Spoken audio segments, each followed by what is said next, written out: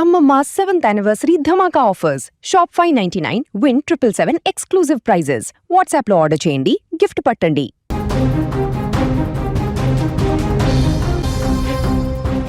Right, ఇక తమిళనాడు రాజకీయాల్లో దశాబ్దాల పాటు తిరుగులేని చక్రాధిపత్యం తిప్పిన అన్నా డీఎంకేలో అసమ్మతి సెగలు భగ్గుమన్నాయి. ఆ పార్టీలో సగానికి పైగా ఎమ్మెల్యేలు విజయ్కు మద్దతు తెలపడంతో ఆ పార్టీ సంక్షోభంలో పడింది. శాసనసభ సాక్షిగా జయలలిత పార్టీలో చీలికలు. అన్నా డీఎంకేలో పార్టీ మనుగడపై తీవ్ర ప్రభావం పడనుంది. దీంతో పార్టీ గుర్తింపు ఎవరికి అనేది ఇప్పుడు ప్రశ్నార్థకంగా మారింది. రైట్, ఇక ఇదే అంశానికి సంబంధించి మోర్ ఇన్ఫర్మేషన్ మా బ్యూరో చీఫ్ విజయ్ అందిస్తారు. విజయ్, చెప్పండి, ఇటు జయలలిత స్థాపించిన అన్నా డీఎంకే పార్టీలో చీలికలు ఏర్పడిన నేపథ్యంలో ఆ పార్టీ పరిస్థితి ఏంటి విజయ్? ఎస్ దీపిక, అన్నా డిఎంకే పార్టీని ఏర్పాటు చేసింది ఎంజీఆర్. ఎందుకంటే డిఎంకే పార్టీ ఏర్పాటైన తర్వాత డిఎంకేతో కలిసి ఎంజీఆర్, కరుణానిధి వీరిద్దరు కూడా కొనసాగారు. తర్వాత ఇద్దరి మధ్య పార్టీ విభేదాలు వచ్చిన తర్వాత అన్నా డిఎంకేను 1979 ఆ టైంలో ఎంజీఆర్ ఏర్పాటు చేయడం జరిగింది. ఏర్పాటు చేసిన కొంతకాలంలోనే ఇదే విధంగా విజయ్ ఏ విధంగా అధికారంలోకి వచ్చాడో అప్పుడు ఎంజీఆర్ కూడా అదేవిధంగా స్వల్పకాలంలోనే అధికారంలోకి వచ్చి ముఖ్యమంత్రి అయ్యారు. ఆయన వరుసగా 2-3 దఫాలు కూడా గెలిచినటువంటి పరిస్థితి. ఆ తర్వాత ఆయన మరణం తర్వాత ఆయన సతీమణి జానకి రామచంద్రన్ కొంతకాలం ముఖ్యమంత్రిగా పనిచేశారు. ఆయన ముఖ్యమంత్రిగా ఉన్న టైంలోనే చనిపోవడం జరిగింది. సో ఆమె పనిచేసినా కూడా పార్టీ క్యాడర్ అంత యాక్టివ్గా పనిచేయలేకపోయారు. ఆ తర్వాత జరిగినటువంటి ఎన్నికల్లో అన్నా డీఎంకే పార్టీ ఓడిపోవడం జరిగింది. దాంతో జానకి రామచంద్రన్ పార్టీని వీడి పక్కకు వెళ్ళిపోవడంతో అప్పటి వరకు యాక్టివ్ మోడ్లో ఉన్నటువంటి జయలలిత, జానకి రామచంద్రన్ ఎప్పుడైతే ముఖ్యమంత్రి అయ్యారో ఈమె కొంత ఇన్యాక్టివ్గా మారిపోయినటువంటి పరిస్థితి. సో పార్టీకి సంబంధించిన నాయకత్వం అంతా కూడా జయలలితనే ఉండాలి పార్టీకి సంబంధించి రథసారథిగా అంటూ కోరడంతో జానకి రామచంద్రన్ ఆ బాధ్యతల నుంచి తప్పుకొని జయలలితను పార్టీకి సంబంధించిన చీఫ్ చేయడం, ఆ తర్వాత జరిగినటువంటి మరుసటి ఎన్నికల్లో అన్నా డీఎంకే పార్టీ ఘన విజయం సాధించినటువంటి పరిస్థితి తెలిసిందే. అప్పటి నుంచి అన్నా డీఎంకే మొత్తం జయలలిత నాయకత్వంలో నడిచింది ఎంజీఆర్ తర్వాత. ఇప్పుడు జయలలిత చనిపోయిన తర్వాత ఆ పార్టీకి సంబంధించి ఆ స్థాయిలో ఎంజీఆర్, జయలలిత స్థాయిలో పార్టీని నడిపించేటువంటి నాయకుడు లేకుండా పోయాడనే చెప్పాలి. అందుకే ఇప్పుడు అన్నా డీఎంకేలో ఆ రాజకీయ సంక్షోభం అనేది తలెత్తింది. ముందు కూడా ఈ సంక్షోభం ఏ స్థాయి వరకు వెళుతుంది అనేది కూడా ఇప్పుడు రాజకీయ నాయకులు, రాజకీయ విశ్లేషకులందరూ కూడా లెక్కలు కడుతున్నటువంటి పరిస్థితి. విజయ్, ఇటు పార్టీ గుర్తింపుపై నెలకొన్న ఈ గందరగోళంపై ఎన్నికల సంఘం ఎలా స్పందించే అవకాశం ఉంది?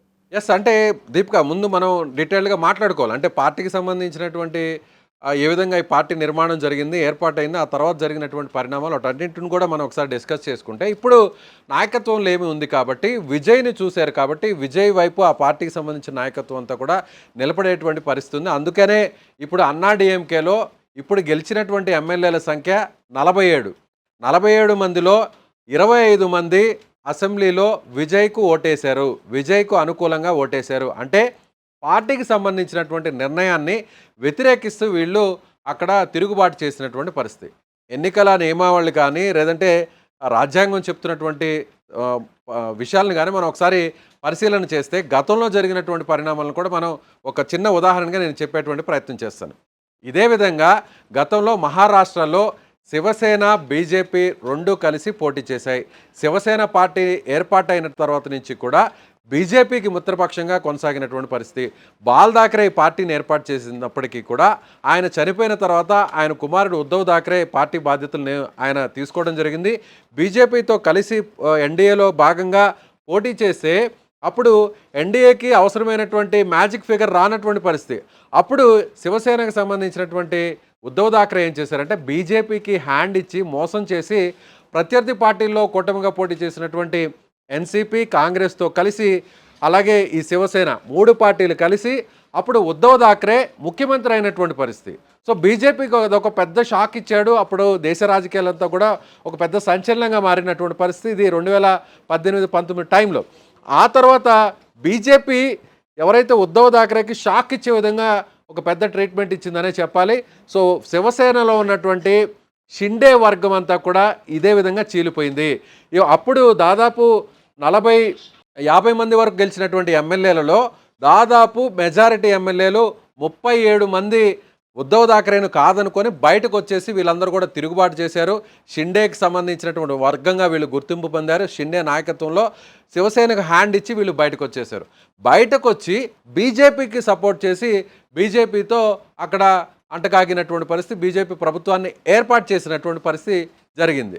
అంటే అప్పుడు ఎన్నికల సంఘాన్ని వీళ్ళు రిక్వెస్ట్ చేయడం జరిగింది. షిండే వర్గం అసలైన పార్టీ మాదే, శివసేన పార్టీ ఉద్ధవ్ థాకరేది కాదు, మెజారిటీ ఎమ్మెల్యేలు రాజ్యాంగంలో ఉన్నటువంటి క్లాజ్ ప్రకారం చూస్తే సో మెజారిటీలో 2/3 ఎవరికైతే ఎమ్మెల్యేలు ఉంటుందో, ఆ ఎమ్మెల్యేల సంఖ్య ఉంటుందో వాళ్ళకే ఆ ఎన్నికల గుర్తు కానీ పార్టీకి సంబంధించినటువంటి గుర్తు కానీ కేటాయించాలి, పార్టీ పేరును కూడా వాళ్ళకే కేటాయించాలనేది ఇప్పటి వరకు ఉన్నటువంటి ఒక నియమావళి.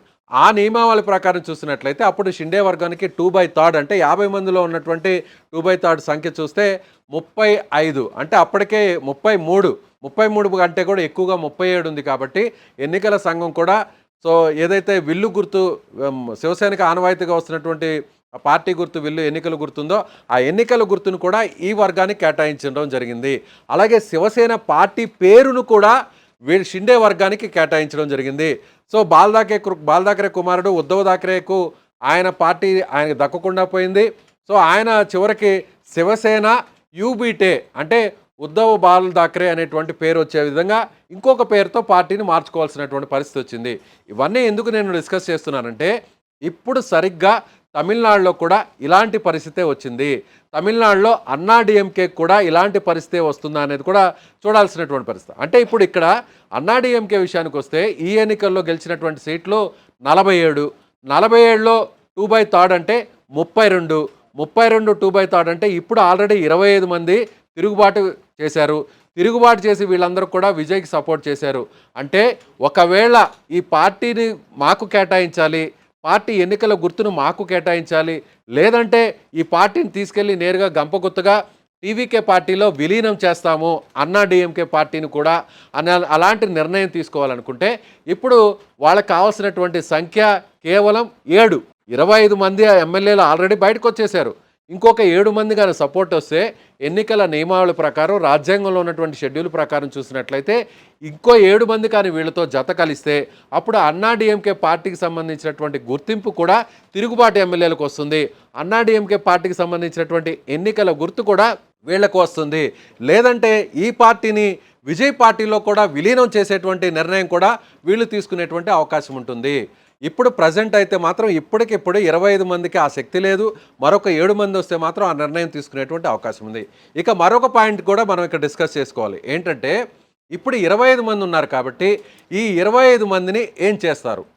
25 మంది పార్టీకి వ్యతిరేకంగా నిర్ణయం తీసుకొని వేరే ప్రత్యర్థి పార్టీకి సంబంధించినటువంటి వ్యక్తికి ఓటు వేశారు కాబట్టి ఆయన సీఎంగా ఆయన ప్రభుత్వానికి అనుకూలంగా ఓటు వేశారు కాబట్టి వీళ్ళ మీద ఎలాంటి చర్యలు ఉండవా అంటే ఖచ్చితంగా ఉంటాయి. ఒకసారి ఒక పార్టీ అసెంబ్లీలో నిర్ణయం తీసుకొని ఆ పార్టీ స్టాండ్ మీద నిలబడితే విప్ జారీ చేస్తారు ఎక్కడైనా కూడా. అంటే ఆ పార్టీకి సంబంధించినటువంటి ఎమ్మెల్యేలందరూ కూడా ఆ పార్టీ గుర్తు మీద గెలిచినటువంటి ఎమ్మెల్యేలందరూ కూడా పార్టీ అధిష్టానం ఏ నిర్ణయం తీసుకుంటుందో అసెంబ్లీలో దానికి అనుగుణంగా వాళ్ళు ఓటేయాల్సినటువంటి పరిస్థితి. అది బిల్లు విషయంలో అయినా, లేదంటే ఫ్లోర్ టెస్టింగ్ అయినా, విశ్వాస తీర్మానమైనా, అవిశ్వాస తీర్మానమైనా, ప్రభుత్వాన్ని దించాలన్నా కూడా, లేదా ప్రభుత్వానికి మద్దతు తెలపాలన్నా కూడా. అయితే ఇప్పుడు అన్నా డిఎంకే పార్టీ విషయంలోనే ఇప్పుడు విప్ జారీ చేశారా లేదా అనేది ఇంకా క్లారిటీ రాలేదు. ఒకవేళ ముందుగానే విప్ జారీ చేసి ఉంటే అంటే అన్నా డిఎంకే పార్టీ గుర్తు మీద గెలిచినటువంటి ఎమ్మెల్యేలందరూ కూడా అన్నా డిఎంకే పార్టీ ఏ నిర్ణయం తీసుకుందో అంటే విజయ్కు వ్యతిరేకంగా ఓటు వేయాలనే నిర్ణయం తీసుకుంది కాబట్టి అలాంటి దాన్ని మీరు పట్టించుకోకుండా ఆ నిబంధనలు మీరు పక్కన పెట్టారు, అతిక్రమించారు కాబట్టి విజయ్కు ఓటేశారు కాబట్టి మీ మీద అనర్హత వేట వేయొచ్చు అంటే డిస్క్వాలిఫై చేసేటువంటి అవకాశం పార్టీ అధిష్టానానికి ఉంటుంది. కాబట్టి పార్టీ అధిష్టానం స్పీకర్కి ఇప్పుడు రిపోర్ట్ చేసేటువంటి అవకాశం ఉంది. పళనిస్వామి వర్గం ఇప్పుడు అన్నా డిఎంకేకి సంబంధించి వ్యతిరేకంగా ఉన్న 25 మంది మీద సో రాబోయే రోజుల్లో స్పీకర్కి ఫిర్యాదు చేస్తారు. పార్టీ విప్ను ఒకవేళ వీళ్ళు అతిక్రమిస్తే, పార్టీ విప్ని వీరు ధిక్కరిస్తే మాత్రం ఖచ్చితంగా వీళ్ళకి డిస్క్వాలిఫై అవకాశం అనేది ఉంది అని చెప్పవచ్చు. ఒకవేళ స్పీకర్ అలాంటి నిర్ణయం తీసుకోకుండా అంటే మనం తెలంగాణలో చూసాము, అలాగే గడిచినటువంటి గవర్నమెంట్లో కూడా చూసాము, ఇప్పుడు గవర్నమెంట్లో చూసాము, అలాగే చాలా రాష్ట్రాల్లో కూడా ఇలా చాలామంది ఎమ్మెల్యేలు వ్యతిరేకంగా ఓటు వేయడం, ఆ ప్రభుత్వంలో అంటకాగడం, ఆ ప్రభుత్వంలోనే వాళ్ళు వేరే పార్టీలో గెలిచి ఆ పార్టీలో జాయిన్ అవ్వడం, ఇవన్నీ కూడా చూస్తున్నాం. కానీ స్పీకర్లు ఆయా ప్రభుత్వాలకు అనుకూలంగా ఆ పార్టీకి సంబంధించిన ఎమ్మెల్యేలే ఉంటారు కాబట్టి స్పీకర్లు ఇప్పటి వరకు కూడా ఎలా మెజారిటీ పరిస్థితుల్లో స్పీకర్లు వాళ్ళకి వ్యతిరేకంగా నిర్ణయాలు తీసుకున్నటువంటి పరిస్థితులు లేవు. ఇక్కడ కూడా టీవీకే పార్టీకి సంబంధించినటువంటి వ్యక్తే స్పీకర్గా ఉన్నారు కాబట్టి ఇమీడియట్గా అన్నాడీఎంకే పార్టీ ఎమ్మెల్యేల మీద వాళ్ళ సభ్యత్వాన్ని రద్దు చేసేటువంటి అవకాశం ఉండకపోవచ్చు. ఒకవేళ ఉండనటువంటి పక్షంలో సుప్రీంకోర్టుని లేదా హైకోర్టుని ఆశ్రయించేటువంటి అవకాశం ఉంటుంది అన్నాడీఎంకే. అప్పుడు సుప్రీంకోర్టు ఇచ్చేటువంటి డైరెక్షన్ ప్రకారం స్పీకర్ నిర్ణయం తీసుకోవాల్సి ఉంటుంది. అదే జరిగితే అప్పుడు అన్నాడీఎంకేలో గెలిచినటువంటి ఎమ్మెల్యేలు 25 మంది ఎవరున్నారో విజయ్కి సపోర్ట్ చేసిన 25 మంది, విజయ్కి ఓటేసిన 25 మందిని రద్దు చేస్తే, వాళ్ళ శాసనసభ సభ్యత్వాన్ని రద్దు చేస్తే అప్పుడు మళ్ళీ తిరిగి ఇప్పుడు ఖాళీ ఎవరైతే ఓటేసినటువంటి 25 మంది ఉన్నారో 25 మంది ప్లేస్లో ఉప ఎన్నికలు జరిగేటువంటి అవకాశం ఉంది. ఇది రాజ్యాంగం చెప్తున్నటువంటి పరిస్థితి కానీ, ఎన్నికల నియమావళి కానీ, చట్టం చెప్తున్నటువంటి పరిస్థితి. సో ఇవన్నీ జరిగితే ఒకవేళ ఈ అన్నాడీఎంకేలో ఏర్పడిన ఈ సంక్షోభం అటు డిఎంకే పార్టీకి ఏమైనా లాభం చేకూరుస్తుందంటారా? ప్రజెంట్ డిఎంకే పార్టీ అయితే మాత్రం జరుగుతున్నటువంటి రాజకీయాలని నిశ్చితంగా గమనిస్తుంది. ఎందుకంటే డిఎంకే పార్టీకి వచ్చిన డోకా లేదు. ఒకవేళ ఓడిపోయి ఉండొచ్చు, ప్రతిపక్షానికి పరిమితమై ఉండొచ్చు. కానీ తమిళనాడులో రాజకీయాల్లో ఏం చెప్తున్నాయంటే ఇప్పటివరకు మెజారిటీ ఎన్నికల్లో ఒకసారి ఒక పార్టీ గెలిస్తే వెంటనే 5 ఏళ్ల తర్వాత ఇంకో పార్టీకి అవకాశం ఇవ్వడం అనేది ఆనవాయితీగా వస్తుంది. మధ్యలో జయలలిత, ఎంజీఆర్ తప్ప మిగిలినటువంటి అన్ని పరిస్థితులు ఇదే జరిగింది. అయితే ఇప్పుడు డిఎంకే పార్టీ కూడా ఏంటంటే ఇప్పుడు ప్రజల నుంచి కూడా మాకు సానుభూతి అనేది స్టార్ట్ అయింది. విజయ్ ప్రభుత్వాన్ని మేము కొంతకాలం పాటు అబ్జర్వ్ చేస్తాం. ఒకవేళ విజయ్కు వ్యతిరేకంగా మేము నిర్ణయం తీసుకొని పోరాటాలు చేస్తే అది మాకు ప్లస్ అవుతుంది. విజయ్నే కాకుండా వేరే ఒక వ్యక్తికి మళ్ళీ సీఎం సీట్ ఇవ్వాలి, వేరే పార్టీకి ప్రభుత్వాన్ని ఇవ్వాలి అనుకుంటే ఖచ్చితంగా ఆబ్వియస్లీ అప్పుడు ప్రజలు, ఓటర్లందరూ కూడా డిఎంకే వైపు చూస్తారు. కాబట్టి ఖచ్చితంగా అన్నా డిఎంకేకి సంబంధించిన సంక్షోభం మీద కూడా డిఎంకే పెద్దగా జోక్యం చేసుకునేటువంటి అవకాశం లేదు. మరొక వైపు డిఎంకే కూడా ఏం చేస్తుందంటే విజయ్తో కలిసి నడవడానికి ఇష్టం లేనటువంటి అన్నా డిఎంకే ఎమ్మెల్యేలో లేకపోతే అన్నా డిఎంకేకి సంబంధించిన నాయకులు ఎవరన్నా ఉంటే వాళ్ళని తమ వైపు తిప్పుకునేటువంటి అవకాశం డిఎంకే ఆ ప్రయత్నాలు చేస్తుంది. ఆ ప్రయత్నాలు ఎంతవరకు జరుగుతాయి కూడా ముందు నిర్ణయం జరిగేటువంటి అవకాశం ఉంది. సో ఇప్పుడు అన్నా డిఎంకే ఎపిసోడ్ అనేది ఇప్పుడు తమిళనాడు రాజకీయాల్లో ఇది ఒక కొత్త ఎపిసోడ్గా చెప్పొచ్చు. అన్నా డిఎంకే సంక్షోభం ఎంతవరకు వెళ్తుందనేది కూడా చూడాలి దీపిక. విజయ్, ఇటు అన్నాడీఎంకే పార్టీలో మరింత మంది ఎమ్మెల్యేలు తిరుగుబాటు చేసే అవకాశం ఉందంటారా? ఖచ్చితంగా. ఇప్పుడు ఆల్రెడీ 25 మంది బయటకు వచ్చారు. ఆల్రెడీ 25 మంది పళనిస్వామి నాయకత్వాన్ని అన్నా డిఎంకేకి సంబంధించిన చీఫ్గా ఉన్నారో, మెయిన్ నాయకుడుగా ఉన్నారో, అలాగే మాజీ ముఖ్యమంత్రిగా ఎవరైతే ఉన్నారో ఆ పళనిస్వామి నాయకత్వాన్ని వ్యతిరేకిస్తున్నామని చెప్పారు. వీళ్ళు బయటకు వచ్చారు. 25 మంది విజయ్కి సపోర్ట్ చేశారు. మరికొంతమంది అంటే మనం ముందుగా చెప్పుకున్నట్టుగా ఇంకొక 7-8 మంది కానీ అన్నా డిఎంకే ఎమ్మెల్యేలు మళ్ళీ విజయ్ వైపుగా నిలిస్తే వీళ్ళందరూ కూడా ఒక సపరేట్ వర్గంగా ఏర్పడితే అప్పుడు ఖచ్చితంగా ఎన్నికల నియమావళి ప్రకారం ఎన్నికల సంఘం కూడా వీళ్ళకే అన్నా డిఎంకే పార్టీ పేరును కేటాయిస్తుంది. వీళ్ళకే అన్నా డిఎంకే పార్టీకి సంబంధించిన ఎన్నికల గుర్తును కేటాయిస్తుంది. వీళ్ళు ఒకవేళ ఈ పార్టీని తీసుకెళ్ళి టీవీకే పార్టీలో విలీనం చేయాలి, మెర్జ్ చేయాలి అనేటువంటి నిర్ణయం తీసుకునేటువంటి సర్వాధికారాలు కూడా వీళ్ళకే వస్తాయి. కాబట్టి ఇంకొక 7-8 మంది ఎమ్మెల్యేలు వస్తారా రారా, లేదంటే ఇప్పుడు బయటకు వచ్చినటువంటి 25 మంది మీద అనర్హత వేటు వేస్తారా వేయరా, ఇలా రాబోయేటువంటి రోజులంతలో కూడా తమిళనాడు రాజకీయాలు వీటి మీద మళ్ళేటువంటి అవకాశం ఉంది దీపిక. Vijay, thank you. రైట్గా తమిళనాడు రాజకీయాల్లో అన్నా డిఎంకేలో చోటు చేసుకున్న ఈ చీలికలు రాష్ట్ర రాజకీయ సమీకరణాలను పూర్తిగా మార్చేసేలా కనిపిస్తున్నాయి. విజయ్కు పెరుగుతున్న మద్దతు టీవీకే పార్టీని మరింత బలపరుస్తుండగా అన్నా డిఎంకే మనుగడపైనే ప్రశ్నలు లేవనెత్తుతున్నాయి. పార్టీ గుర్తింపు సంక్షోభం, రెబల్ ఎమ్మెల్యేల వ్యవహారం, నాయకత్వ విభేదాలు అన్నా డిఎంకే భవిష్యత్తును అనిశ్చితిలో పెట్టాయి. మరోవైపు విజయ్ మాత్రం తన రాజకీయ బలం పెంచుకుంటూ తమిళనాడులో కీలక శక్తిగా ఎదుగుతున్నారని రాజకీయ విశ్లేషకులు అభిప్రాయపడుతున్నారు.